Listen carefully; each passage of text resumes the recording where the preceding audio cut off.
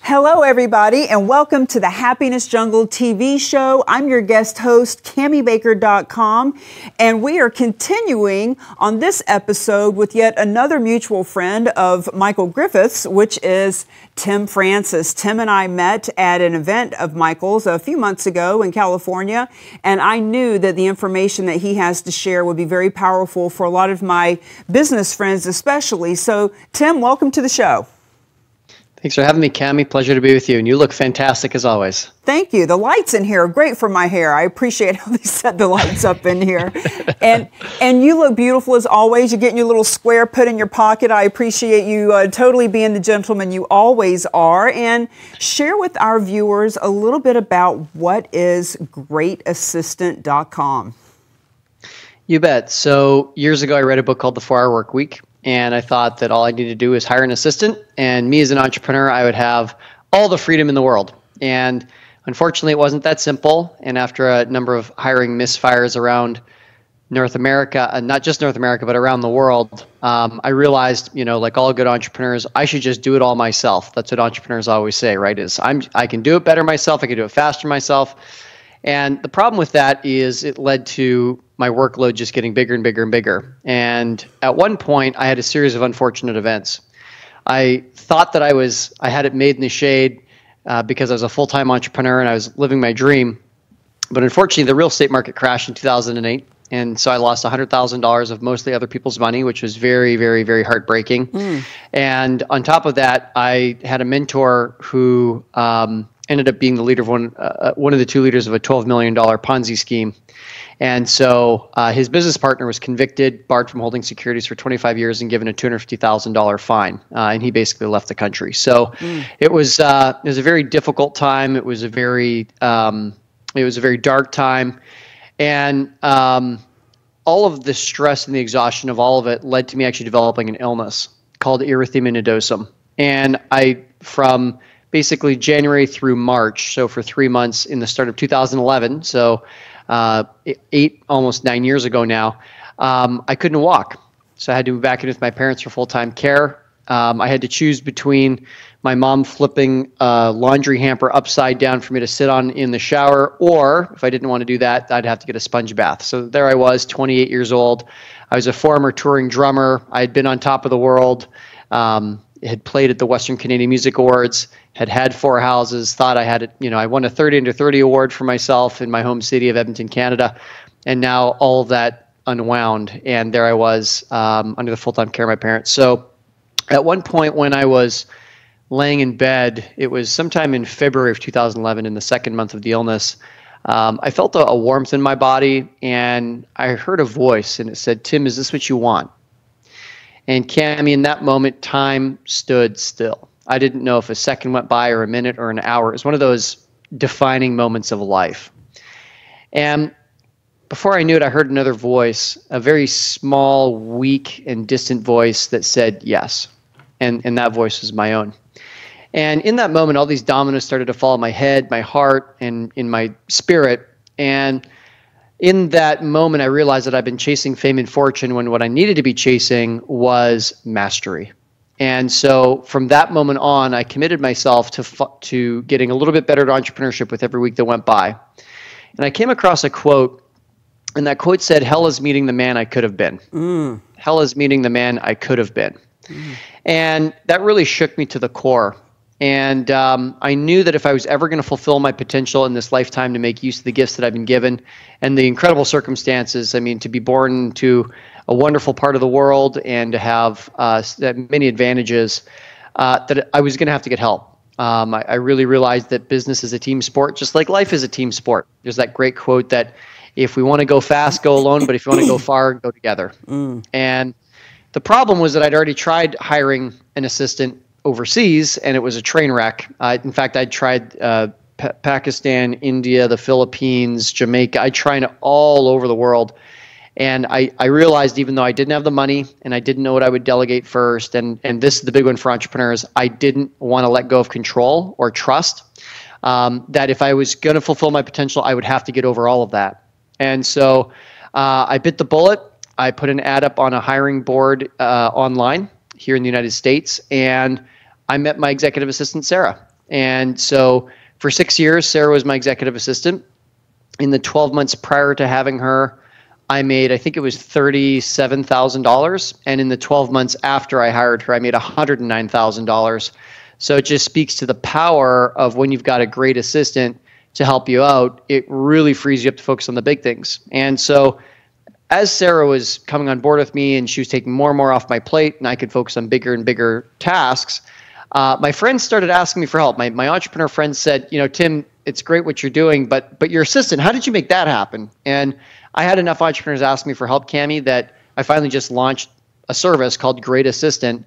And now I've got 7 team members, and we've helped place over 250 assistants for entrepreneurs across the United States and Canada. And here we are today. Wow, what a powerful story. I had no idea about your whole history. And, you know, it's funny that we're having this conversation today because I'm that much closer to hiring you guys to help me find the right assistant because, you know, like you, I had an assistant from the Philippines that was wonderful at $3.50 an hour. But there were major limitations and no communication really. But the things that she did was great. But when she disappeared, I now have another assistant in the Philippines. But my God, there is so much that I could do with someone who's here in the United States, speaks good English, very easy to get a hold of, etc. And I actually just hired a new mentor to help me get some other things in place. In the next 30 to 60 days, I'm going to have you guys help me find the right person. So talk to us a little bit about what that process looks like. So I realized after I made the mistake that I really had a lottery mentality around getting an assistant. Just like how some people will say, oh, if I just get a record deal, my life will be set. Or if I just win the lottery, I'll never have to work again. Or if I just find that right person, I'll never have to worry. I'll never have another relationship problem. Like life will be just peaches. And that was my approach to getting an assistant too, that, oh, all I got to do is just hire them and everything will be great. And what I quickly realized that at least 50% of the reason why my assistants of the past didn't work out was actually, Cami, because of me. It's not just a matter of getting a great assistant. I mean, that is absolutely a huge part of it. Like, just to give you some context, when we're finding an assistant for an entrepreneur, we're looking at the equivalent of 50 to 100 candidates to come up with one winning assistant. So, like, there is a lot to be said about getting that great assistant, and getting a great assistant on their own does not mean that you will keep that assistant, nor will they be profitable for you. So I realized that a traditional hiring model just wasn't enough. We needed to address the whole picture, not just hiring the great assistant, but helping the entrepreneur to become a great leader. So what our process looks like, it's a 30-day process when someone comes on board with us. And by that, I mean an entrepreneur. If an entrepreneur hires us, and on day one, the entrepreneur will meet with one of our onboarding consultants. And that onboarding consultant will hear about your business, will hear about what kind of tasks you've got going on, and generally getting familiar with where you're at. And then from there, they'll also actually assign you some homework to complete. And so during the next 30 days, there's kind of like 2 tracks that take off and they meet at the end of 30 days. And that first track is our team is going to find you your great assistant. And while that's happening, you as the entrepreneur are working with our onboarding consultant to establish things like your core values, to find the first 3 tasks you're going to delegate. You learn about a tool called 360 Delegation, which is something I invented just out of necessity, and it makes delegating so clear and so complete. It really cuts down a lot of the confusion when you're handing something off to a teammate. So as you're developing as a leader and you're really crystallizing what it is you're going to hand off, we're helping to find that assistant. We're bringing you finalists, and when you pick the finalists that you want to keep, we're now at the end of 30 days. And guess what? Instead of having that awkward moment where it's like, okay, well, what do you want to do? And they say, well, I don't know, what do you want me to do? And there's just kind of like this Wild West of people, Wild West stare down. No more, right? Because you've already got the work ready. You know what you're going to delegate. You know how you're ready to onboard them. Then they just can come right in, and you guys can get to work and be real productive right from the very first day. Love it. And I love that a good offense is a good defense. So I want to handle any questions that people are going to have. So question number 1, why can't I just hire somebody myself? Why would I hire you to do that? You know what? And my question would be, if you can do it all yourself, just do it yourself. Obviously, there's a fee to use our service. And if you can do it for free, then by all means, go do it. Now, I think that the other question is it really free to go do it yourself? No, it's not. I'm just here to tell you.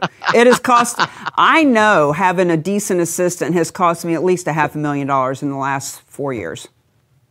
Wow. And why do you say that? Because of all the things that don't get done, because of all the speaking engagements I'm not getting. Listen, I'm selling myself on hiring you, and I appreciate that. But like even now, there are so many TEDx talks that I want to apply for, and so many other speaking engagements, and just the process of looking them up and applying and all. If I could delegate that to someone, I would be getting on stages and making, $20,000, $30,000, $50,000 in a pop, as opposed to sitting around plugging it in for, get one done a week. It's just horrible. Right. I think you're really pointing to something very powerful, and total, my hat goes off to you, is something we call surgeon in the room. So if we think about a surgery, there's so many steps that happen. We need to do x-rays of the patient and maybe an MRI, and we need to diagnose what their condition or their situation is. We need to book the room. We need to book the nurses. We need to make sure all the tools are there. We need to set up the room. We need to sterilize the room. There's all these steps that have to happen before the surgery itself happens. And then the surgery happens. And then after that, there's all kinds of things that happen after the surgery. We need to clean up the room, and there's post-operative paperwork that needs to be done, and on and on and on. There's like at least 500 steps that go into a single surgery. Now, if we ask ourselves, what does the surgeon do? The surgeon only does 3 things. And these are the exact same 3 things that entrepreneurs should be focused on. That's strategy, high-level skill, and high-level access.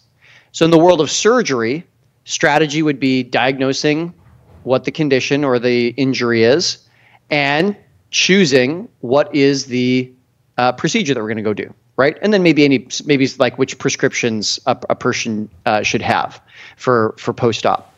High-level skill, which is our second category, that's actually doing the procedure itself, cutting open the knee or the breast or the whatever it is. Thirdly, high-level access. That's the third category, is high-level access.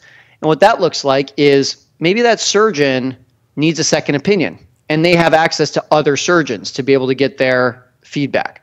Something else is their medical license. Like in the surgery room, there's only the surgeon that has access to the surgeon's medical license to be able to have the authority to sign off on certain things. So for us as entrepreneurs, some things that we have high-level access to is like our bank accounts or signing off on certain legal documents, right? That kind of thing. So the more that Cami Baker and or Tim Francis and or any entrepreneur can be focused on strategy, high-level skill, high-level access, that means that we're doing things like speaking, like negotiating, like selling, right? These high-level activities. And then things that are like administrative, maintenance, coordination, setup, basic research, onboarding, all of that can be done by other people. And when you've got a great assistant that, in my view, same time zone, same first language, and or has to be able to speak at a native level, and also has a knowledge of American or Canadian business culture, and American and Canadian business culture is very similar. That really, really, really speeds things up, and it means that you can hand things off more and more quickly, and you can spend more and more time as the surgeon. And isn't the world a better place when the surgeon can just do surgery in this room and leave this room, go to the next room, surgery in the next room? We're going to save a lot more lives. There's going to be a lot of people that get taken care of, compared to what a lot of entrepreneurs do is to be the surgeon, but yet they're also the janitor and they're the nurse aide and they're. So I think you're on the right pace. I've heard this same analogy around Dr. Oz, specifically as a surgeon, and also Joel Osteen. That each of them they know exactly what their thing is. And so for Joel Osteen as a speaker and as a man of the cloth, his thing is he is preparing one 30-minute talk every week. His whole focus is on doing that. All the other stuff, all the lighting and just all that stuff is for somebody else to do. And the new mentor that I have, she wants me to write down everything that I do for the next 2 weeks and take a look at all the things that I could be delegating. I don't even have to do that. I already know. that I should be getting paid $350 an hour, and my assistant should be $20 or less or so. So. Right. So awesome. Right. So tell us a little bit about how you go about finding them. Now, we don't need all your deep, dark secrets, but there's certain places that you look, and there's a certain process you go through. Yeah, and I'd actually recommend the exercise that your mentor recommended. We actually have a sheet that is a template that people can use to do that exact same exercise. So if people go to greatassistant.com/time study, you can actually download a spreadsheet that actually has all that. You can just punch it in so you can find out the tasks that you need to be handing off. So I love that your mentor mentioned that. In terms of where we're finding people, the best place to find people, the best value for the dollar is the United States or Canada. People who are coming out of corporate or professional America or Canada for that matter. People who have at least 3 years experience, oftentimes more, which really means they've got the fit and the finish. And a huge part of this is actually having common goals. If you've got someone who is just kind of dipping their toe into the water of being an executive assistant, that's probably not the profile that's going to most likely keep them sticking around for quite a while. We want someone, maybe it's someone who's a stay-at-home mom or a stay-at-home dad. Maybe it's someone who wants to, maybe they're a military husband or wife, and, they move around a lot. And so to have a traditional 9-to-5 job in a physical location just doesn't work for them. So that's why we really look at that similar same time zone, similar same, first language and a knowledge of native North American culture to hire our assistants. And there's a wide range of different pools that we go to. Some are public, some are private. Does that kind of answer your question in terms of like the profile of the kind of person that we want to hire?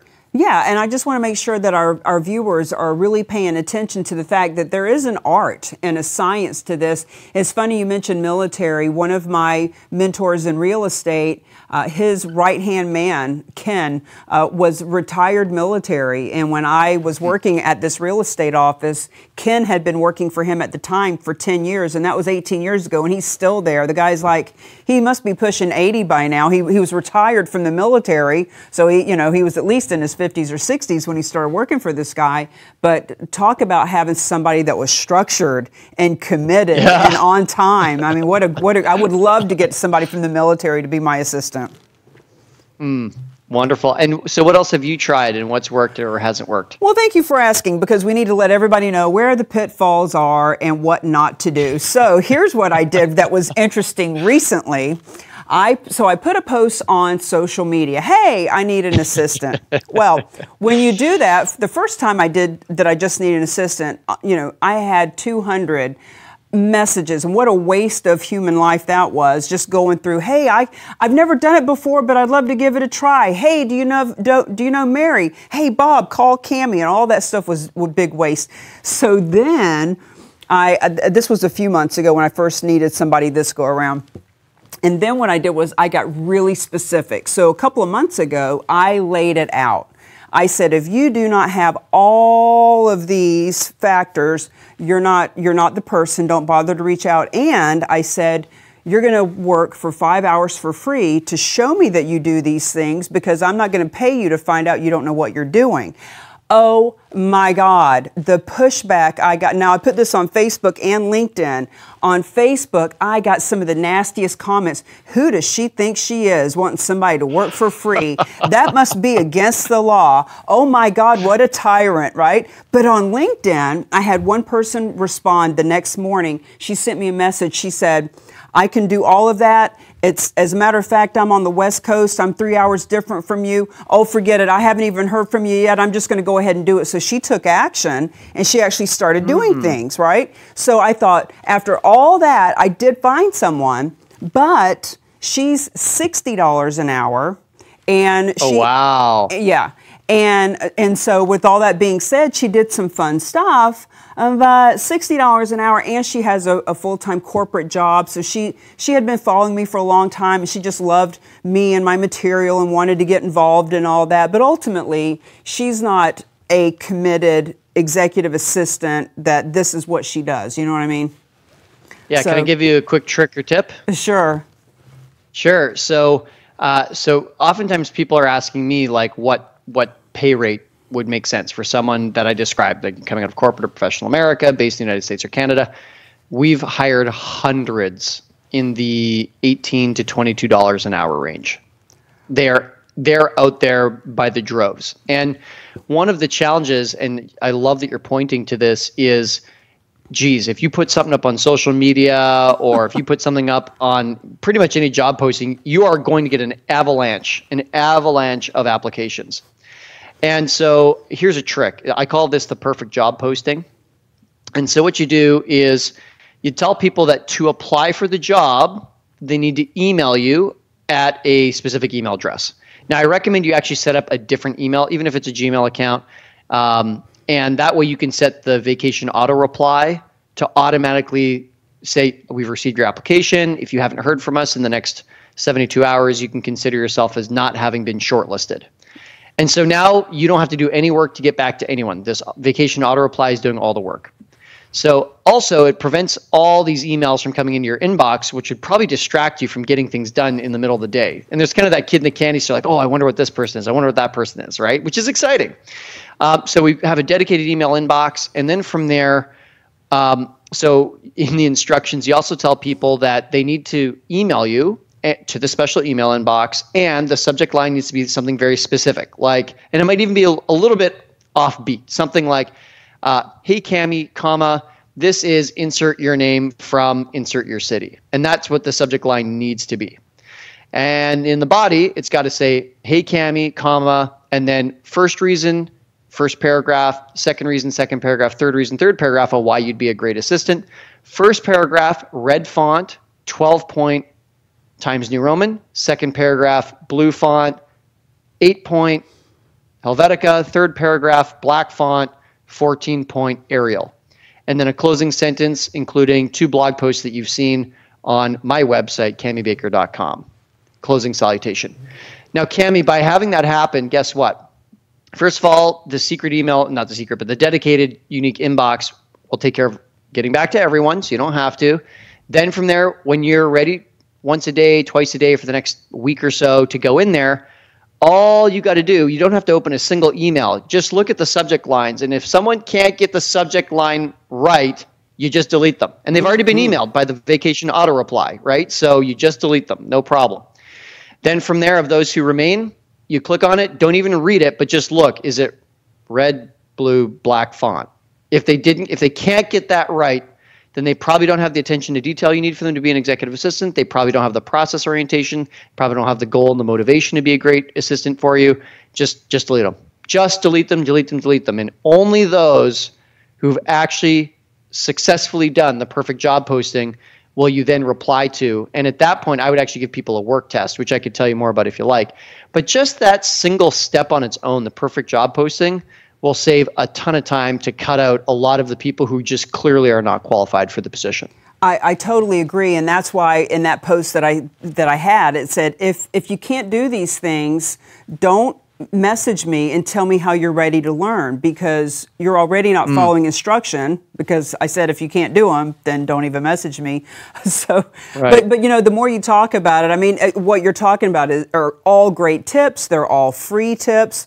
But the more I think about it, the more you talk about it, and the faster I know that my business is exploding now, the more I just need someone like you to take care of it. So we've got about 3 minutes left on the show. What are some ways that people can get in touch with you? And you mentioned earlier the time management sheet. Are there any other types of things, resources you'd like to share? Yeah, absolutely. So the top resource I can share is our client advisor is ready to talk to any entrepreneur. Now, if you're not sure if you're ready, I still recommend you book the call. Eric is a really, really good guy.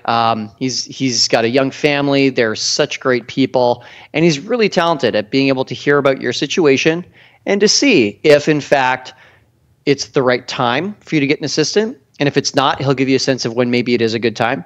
He'll give you a sense of if our program's a good fit. And if it's not, he can recommend other programs or tools to go and check out. And he can actually also help you assess the path to profitability to see if, in fact, there's a path to making this assistant a great investment or not. And if not, he'll be the first to say so. He's willing to meet for about 45 to 55 minutes with an entrepreneur who's interested. And if it is a fit, he can let an entrepreneur know what it would look like to hire our program and whatnot. So he's helped dozens and dozens and dozens and dozens of entrepreneurs around North America already to kind of sift and sort and to see what the right fit is for them. And you could just head over to greatassistant.com/apply. It's greatassistant.com/apply, and Eric's calendar is there, and you can book yourself right in there. Well, and I can speak on behalf for Eric. He and I spoke a couple of months ago, and, to your point, timing has to be right for everything. This isn't right for everyone, but for those of us that it is right for, I'm guessing that you can find assistants that can book speaking engagements and make those kinds of phone calls and inquiries about different speaking engagements, yes? I would say that you're the surgeon in the room, and if you have to have that high level access to get the stage, then we need you to do that part. Now, once it comes down to like, hey, let's make sure that we've got the right contracts, and you show your assistant this is what I want in the contract. And when it comes to speaking details, travel details, is it your clicker or their clicker, your laptop, their laptop, all that? There's a million details that go into speaking, as you know.